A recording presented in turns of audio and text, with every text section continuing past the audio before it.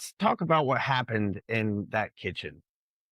Let's strip away the badges, the politics, the media spin, and get straight to the facts.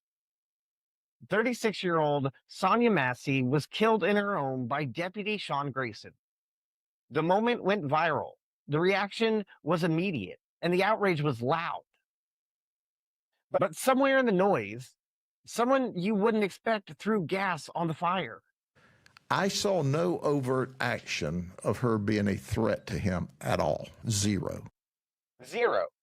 He says, like steam doesn't burn, like boiling water doesn't scald, like holding a pot over your head isn't, objectively threatening. Sheriff Judd, who's spent 30 years sitting at the top of the same department in the same county, is so sure this is horrible, he wants to turn it into a training video. But let me ask you this. How objective can you be when you've been in the same chair for 3 decades and made a brand off never blinking on police misconduct unless it happens somewhere else? Let's slow this down, literally. The raw body cam footage shows Massey approaching the stove unprompted, picking up a pot with a blue flame underneath, glancing at officers, ducking behind a peninsula, then reemerging with the pot raised and hurled in the direction of Deputy Grayson. We're not saying Grayson had to shoot her. We're saying he believed within split seconds that hot liquid was being weaponized. But Judd, bless his politically photogenic heart, says, why didn't the backup take the pot from her? Why didn't they stop her at the front door? Why didn't the officer just let himself get boiled alive for the sake of optics? Sounds like hindsight bias from a man who's got a whole department watching his reaction like a scripture. Let's get real. Law enforcement isn't about being perfect. It's about making decisions. And the moment Massey lifted that pot, she escalated a situation from mental health check to potential deadly force. And to say she posed zero threat?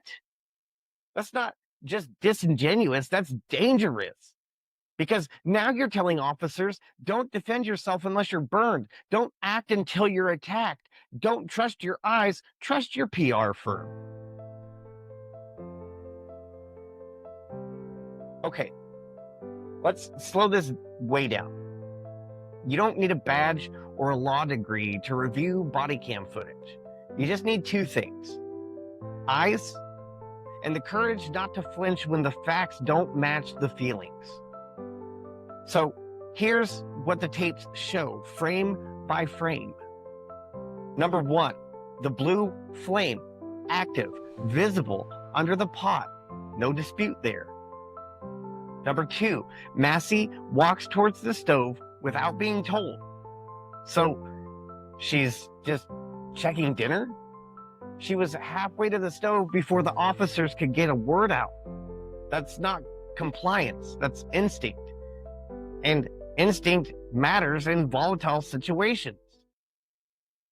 Number 3, she grabs the pot and glances sideways at the officers, not towards the sink, not towards the kitchen table, towards them. And the pot, not even placed safely on the counter, is teetering on the edge. You don't do that unless you're unsure or you're adjusting your grip for something else. And newsflash, it wasn't Tupperware. Number 4, she crouches behind the peninsula counter. 5, then in exactly 7 frames, blink and you'll miss it, she reappears, pot in hand, arm up, eyes locked on Deputy Grayson. This is the key moment. The upward gaze, the arch of the elbow, the body mechanics are not defensive, they're offensive. She throws. Liquid, steam, a visible cascade of boiling water flies through the air. Not speculation, not imagined, it's on the footage. But Judd? Nah, he says there was no overt threat. Let me ask you this. If someone hurls a hot pot of water at your face and your reflex isn't to defend yourself, Are you a hero or a dead man? Number 7, the pot's final resting place. On an office chair, still steaming, not back on the counter. And the floor, wet, liquid pool. Grayson even says it aloud in the moment. Let's just call it what it is. Objectively threatening behavior. That doesn't mean Sonia Massey was a monster. It means that for a split second, she crossed a line from unstable to dangerous. And officers had to respond, not react, respond. Now enter Grady Judd. He watches the same footage and says she needed help. She did. But here's the part he leaves out. So did the deputy. You can't hold officers to a standard of perfect response under pressure while ignoring the danger that they were facing in real time.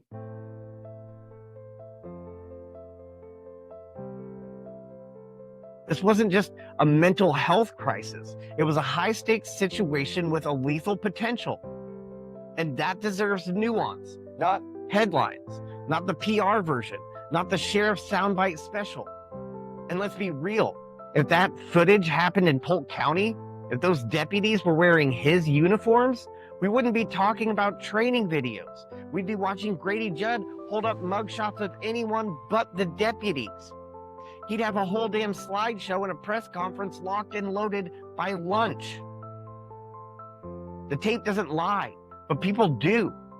And when your sheriff is more concerned about optics than objectivity, you don't get truth, you get theater. We've seen the footage. We've analyzed every frame. The real question is, why hasn't he? Grady Judd has been sheriff in Polk County for nearly 30 years, which means this isn't his first mental health crisis, his first officer-involved shooting, or his first press conference. He's made a career out of walking into a room and making the whole damn county feel safe, and I respect that. But this time, he brought a flashlight to a house fire and called it leadership. Let's rewind the tape. Not the body cam, but the press conference. The little appearance on the PBD podcast where Judd says, if you thought she posed a danger, why did you let her go over there?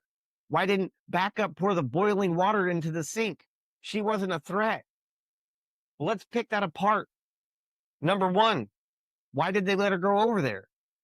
Oh, I don't know, Sheriff, because she's a grown adult in her own home and hadn't committed a crime yet. You don't get to handcuff someone for being weird.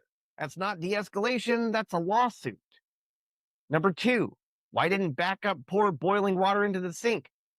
Because that's not how policing works. You don't barge into someone's kitchen and start handling their cookware. That's not help.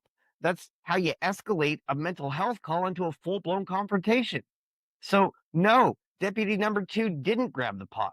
And thank God he didn't. That could have escalated way faster. Number 3, she wasn't a threat. You keep saying that, Sheriff, but the footage says otherwise. And not just any footage. Both body cams, multiple angles, confirming liquid, trajectory, intent. You've watched it, as you said, over and over and over, right? Okay then, how did you miss the throw? Because let's be real, if this happened in Polk County, Grady Judd would have had her mugshot on a screen and said, you throw boiling water at my deputy, you win a prize. That prize is getting shot by my deputies, graveyard style. But when it's not his deputy, suddenly the rules change. Suddenly he's seen no overt threat. It's not objectivity, it's optics. So let's talk about bias. Not the usual blue line bias. Let's talk about brand bias. Grady Judd's brand is the tough, no-nonsense lawman. But here's the uncomfortable truth. He's more interested in who pulled the trigger than why. If it's his guy, shield up. If not, mic drop. Let's even be generous. Maybe Judd's seeing it through the lens of experience. Maybe he's projecting all the what ifs and policy failures of the past. But here's the problem. You can't do an autopsy on judgment if you've already made up your mind. And when a sheriff uses his platform to throw two fellow officers under the bus for doing what they were trained to do, that's not moral clarity. That's a PR strategy disguised as accountability. So, sheriff, if you're going to turn this into a what not to do training video, make sure you include the part where you condemn the officers without context, because that is what every rookie should be trained never to do. Grady Judd might be Polk County's favorite cowboy, but in this case, he's holstered the facts and went shooting from the lip. The case is bigger than one pot, one shot, or one sheriff, because when it comes to mental health, officer response, and public trust, we're all in the interrogation room now. Sonia Massey shouldn't be dead. That's not a judgment of the officer who pulled the trigger. That's a judgment of the entire system that showed up far too late. Let's look at the real question. Where was the help before the gun ever left the holster? It's always the same damn script. She had a record. She was acting erratic. We were just responding to a call. Right. A call for a woman boiling water in her own kitchen. You ever had a bad day and lit a burner out of habit? You ever argued with your own thoughts out loud? Congratulations, you just met 40% of the US population with untreated mental illness. Let's get clinical for a second. Women are more likely to experience mood disorders. Black women are less likely to be believed when they express distress. Mentally ill individuals are 16 times more likely to be killed by police during a crisis call. But the dirty little secret is this: police are often the only ones who show up. You know why that is? Because we turned every cop into a therapist, a babysitter, and a suicide negotiator, but forgot to give them the damn training or tools. We sent two guys in a polyester uniform and a Glock 17 into a therapy session with boiling water. That's not justice, that's a recipe. So what could have saved Sonia Massey? Not a gun, not a better deputy, not even a sheriff's soundbite. She needed prevention, de-escalation specialists, community mental health, and time. What she got was reaction, fast, loud, and lethal. We always get there after the fact, don't we? We don't knock on the door when someone misses their meds. We don't show up when trauma keeps them up for 5 nights straight, but we sure show up when they pick up a pot and we treat it like a bomb. And then we bury them under opinion columns and podcast sound bites. Here's the brutal truth. Deputy Grayson might have been legally justified in that split-second decision, but the tragedy wasn't the shot. It was every step before it. It was a woman unraveling in silence while the system waited for her to combust. So, no, Sheriff Judd, you don't get to slap a bow on this and call it a training video. Because this wasn't a lesson in what not to do. It was a textbook of everything we refuse to fix, from how we train cops, to how we treat the mentally ill, to how we spin tragedy into teachable moments while mothers plan funerals. We'll let the investigators and the prosecutors decide whether Grayson's shot was justified. But this we know for certain. The system wasn't. And the next time you hear a sheriff simplify a woman's death into a soundbite, ask him where his voice was before she ever picked up that pot. Coming up next week on Uncovered, we're pulling back the curtain on qualified immunity and how the legal shield meant to protect officers has morphed into an untouchable wall of silence.